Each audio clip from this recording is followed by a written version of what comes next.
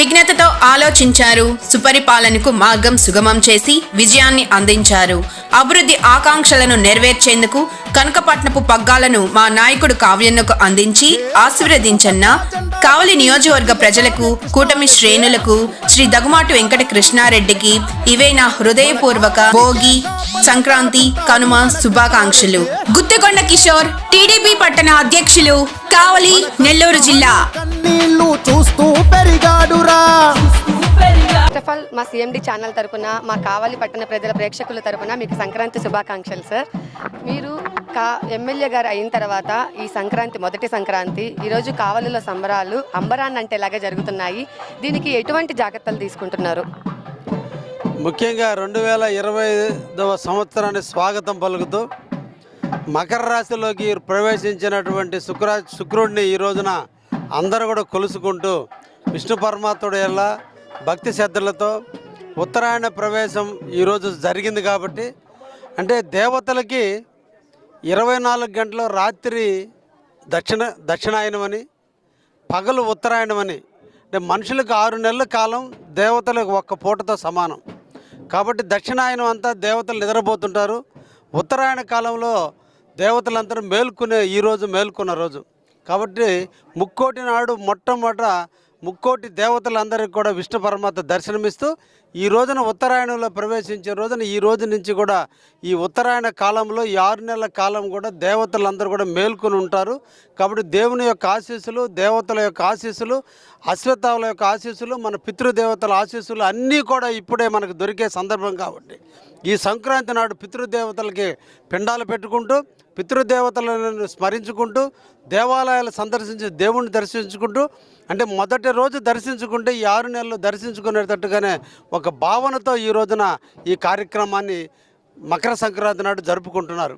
అయితే దీనితో పాటు మనం బతకడానికి కారణమైనటువంటి జంతువుల్ని ప్రేమించాలి, అదేవిధంగా పక్షుల్ని ప్రేమించాలి, అన్నిటినీ ప్రేమించాలి. అవన్నీ తోడ్పడినందువల్లే మనిషి మనుగడ జరిగిందనేటువంటి ఆలోచనతో ప్రజలందరూ కూడా రేపటి రోజున మనకు ఆహారం పెట్టినటువంటి గతంలో పూర్వకాలంలో మనకు ఆహారం జంతువుల ద్వారా మాత్రమే వచ్చింది. పాలు వల్లే మనం బతికాము. కాబట్టి ఆ దేవత ఆ మూర్తులైనటువంటి ఆవులని, గేదెలని అన్నింటినీ కూడా శుభ్రంగా కడుక్కొని వాటికి కొమ్ములకి రంగులు పెట్టి ఆ ఆవుల్ని పూజించి సంవత్సర కాలం మీ వల్ల మేము బతికాము తల్లులారా, కాబట్టి మిమ్మల్ని మేము నెత్తిని ముట్టుకొని మోసుకుంటామని చెప్పి ఈ రోజున మా యాదవ సోదరులందరూ కూడా ఆ బొల్లావులను నెత్తినకు పెట్టుకొని ఊరేగుతూ ఆ తల్లి దీవెనల వల్ల మేము బతుకున్నాం తల్లి అని చెప్పి ఆవులన్నింటినీ ఈరోజు నెత్తిన పెట్టుకుని ఊరేగింపు పెట్టాం.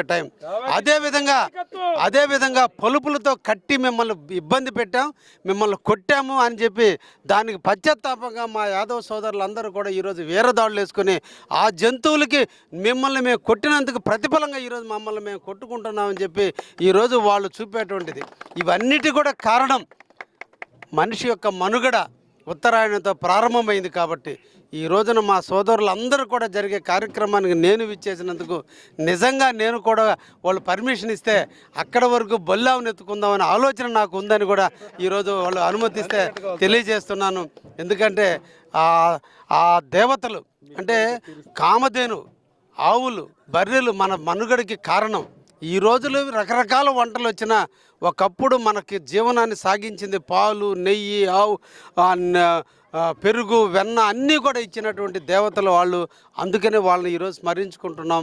అందుకని ఈ సందర్భంగా కావలి ప్రజానికానికి అందరికీ కూడా సంక్రాంతి శుభాకాంక్షలు తెలియజేస్తున్నా.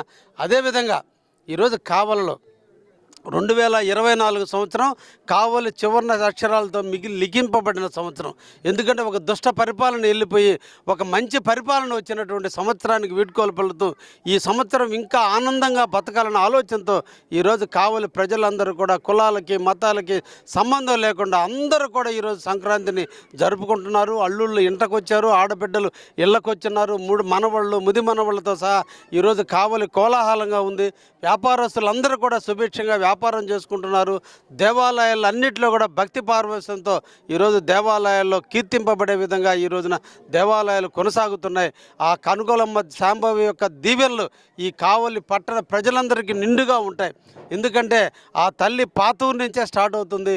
అందుకని పాతూరులోనే ఆ తల్లి యొక్క దీవెనలు మొదట చేస్తున్నారు. కాబట్టి ఈ పాతూరికి కలుగోలమ్మకి ఒక అనుబంధం ఉంది. కాబట్టి సర్వాయిపాలెంలో పుట్టిన కలుగోలమ్మ ఆమె చూపంతా పాతూరు వైపే ఉంటుంది. అందుకనే పాతూరు ఈరోజు కలామ తల్లిల రైతు బిడ్డలుగా ఈరోజు కూడా వాళ్ళు కావలి పట్టణానికి అన్నదాతలుగా మిగిలిపోయిన కావలి పట్టణం ఈరోజు మిగిలిపోయింది పాతూరు.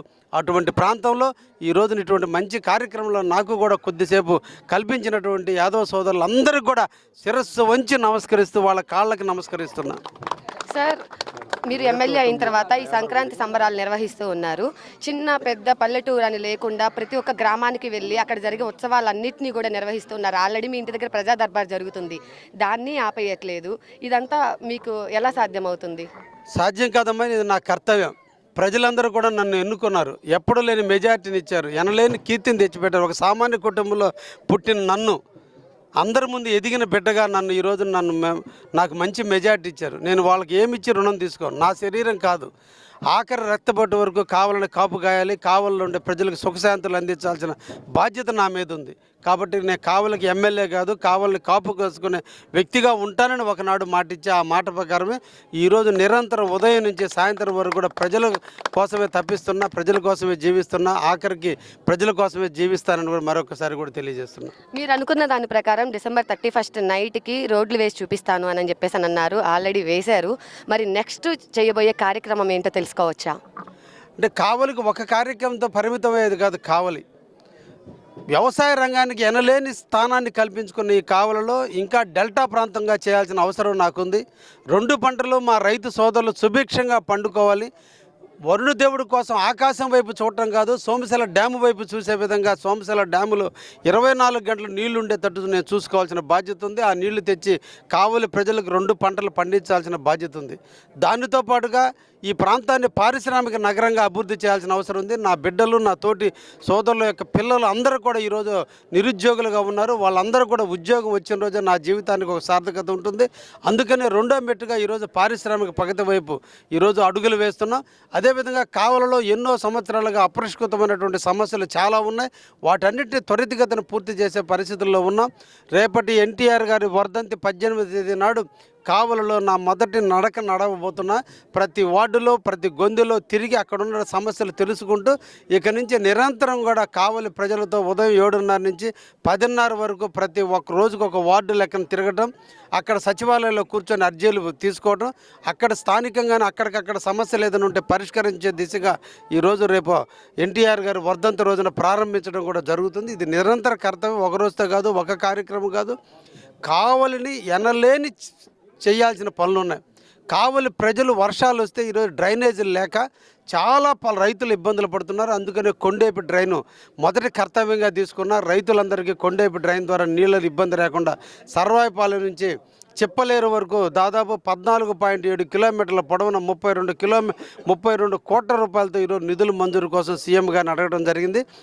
అన్ని అదృష్టం బాగుంటే ఈ నెలాఖరికి ఆ నిధులు కూడా రావడం జరిగితే రేపు జూన్ జూలై మాసాల్లో ఆ వర్క్ను కూడా చేసి ఇటువంటి మన రైతులందరూ కూడా ఇబ్బందులు లేకుండా వాళ్ళు సుభిక్షంగా పొలాల గెట్ల మీద తిరుగుతూ పంటలు పండించుకోవాలి. నీళ్లు తెచ్చే దానికి కాపలాగా నేను ఉండాలి, పంటలు పండించుకోవడానికి వాళ్ళు ఉండాలి.